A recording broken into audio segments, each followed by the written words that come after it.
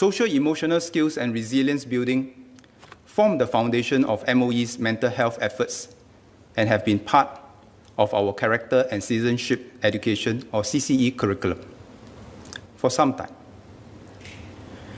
This year, we began implementing the revised CCE curriculum starting with lower secondary levels.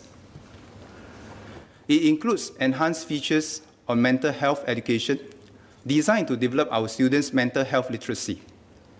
For example, they learn to differentiate normal stress from distress and mental illness so that they can seek help before becoming overwhelmed.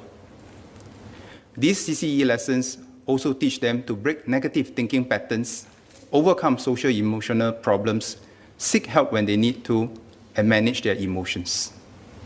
Students are also taught how to actively stand up against stigma around mental health issues.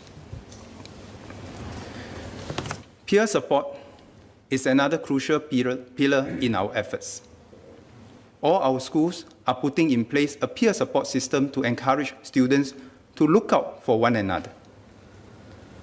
Our hope is for all students to learn to sit with a friend who is distressed, show empathy and care, and encourage him or her to seek help from trusted adults like parents, teachers, or counselors. Every school has a support network for our students in need. Beyond equipping our students with the basic coping mechanisms, our teachers keep a watchful eye over their students and provide a listening ear. If they notice something amiss, teachers reach out and guide our students to work on their difficulties as they are trained with basic counseling skills. Students who also have access to another group of teachers called the teacher-counsellors. This is a special group of teachers who have received additional training so that they can help students who are dealing with more challenging social-emotional problems such as grief and loss. When students need additional support, they can see the school counselor, and school counselors are specialized personnel who provide dedicated counseling support.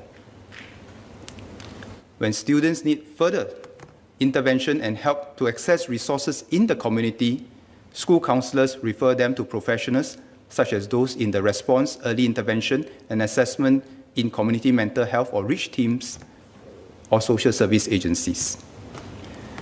This support network works most effectively when the partnership with the family is strong.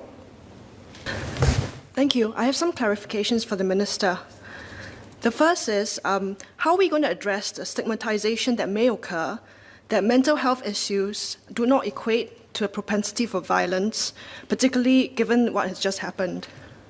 How do we make sure that these messages and these erroneous facts or erroneous messages do not end up being propagated, and what sort of attention is being paid to this?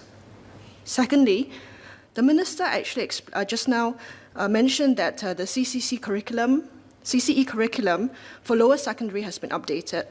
I would like to know what's actually being done at the primary school and lower levels, for example, preschool, and what support and resources are available to parents of younger children who are worried about the mental condition or mental health of their younger children.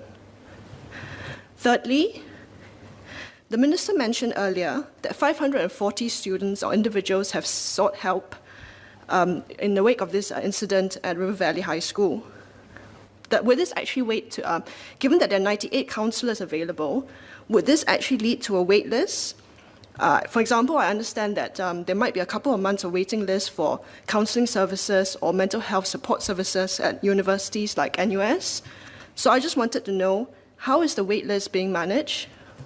And then finally, just a word on the workload of teachers.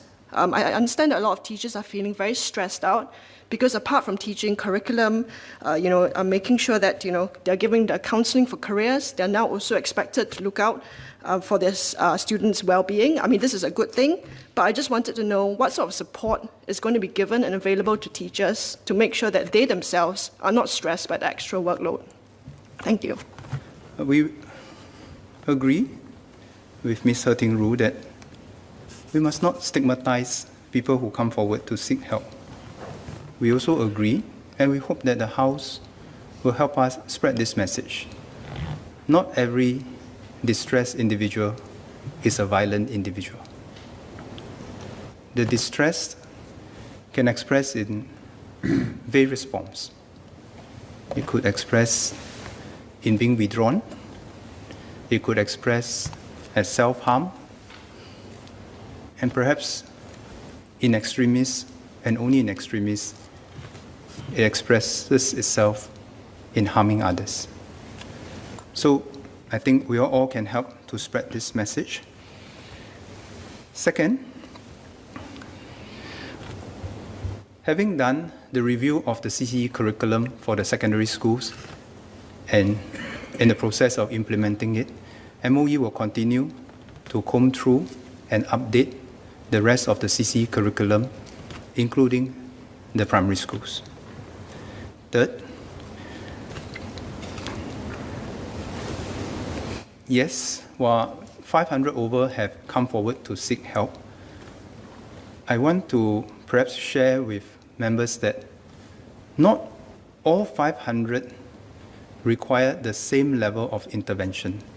And that's why there's a protocol for us in the system to triage the needs of both the students and the staff. So for example,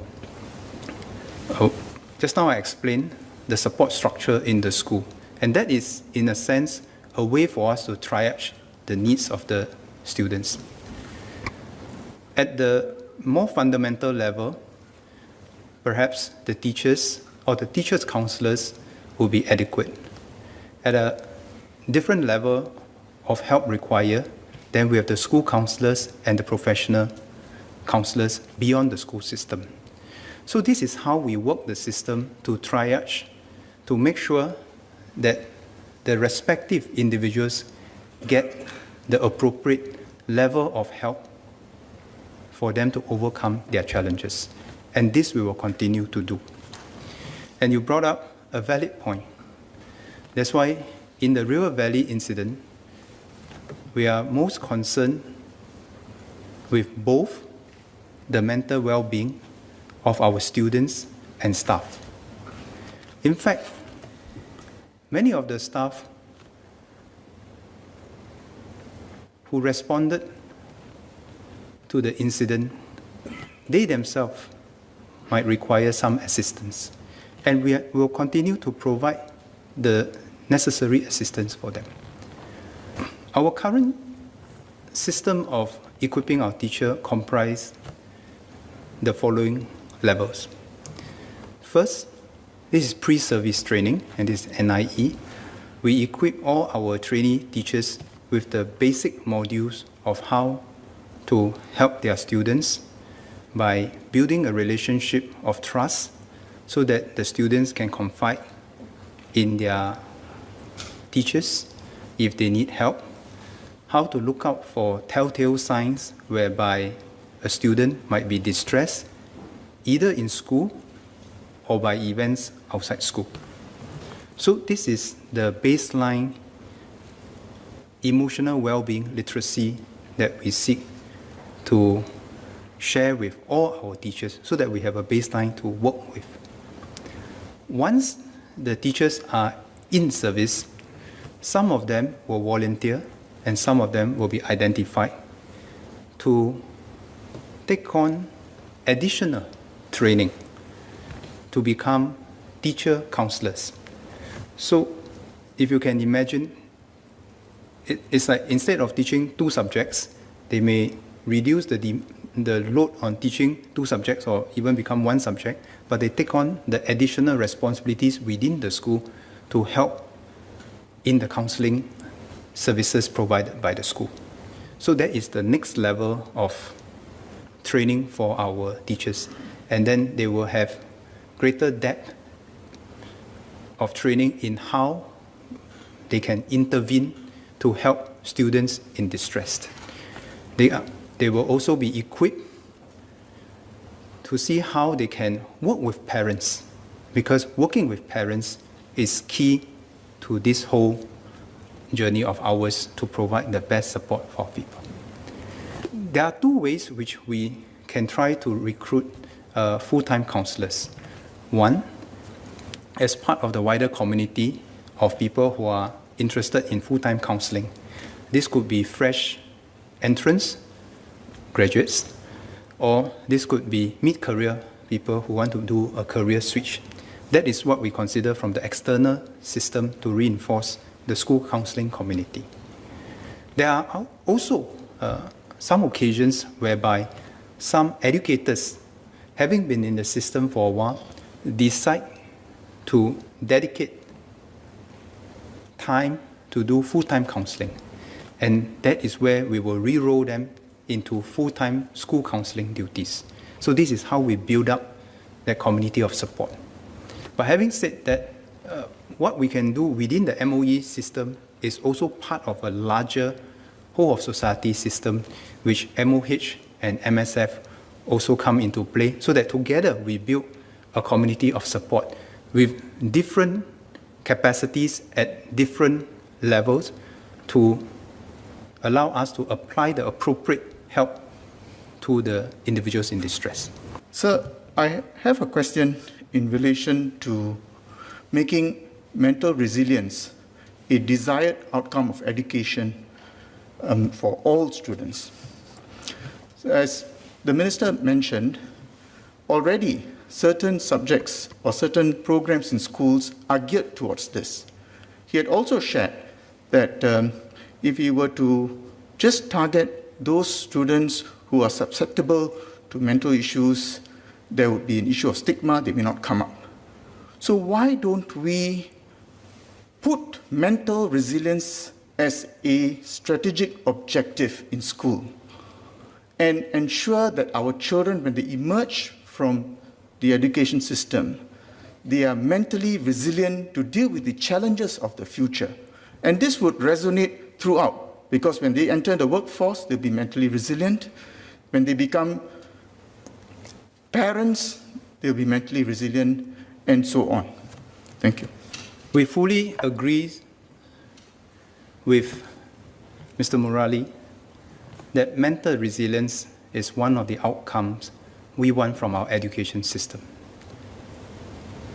Indeed, and perhaps this is even more important than ever before, I've described the kind of new challenges that our young people have to go through growing up nowadays. The world will become more uncertain, more turbulent.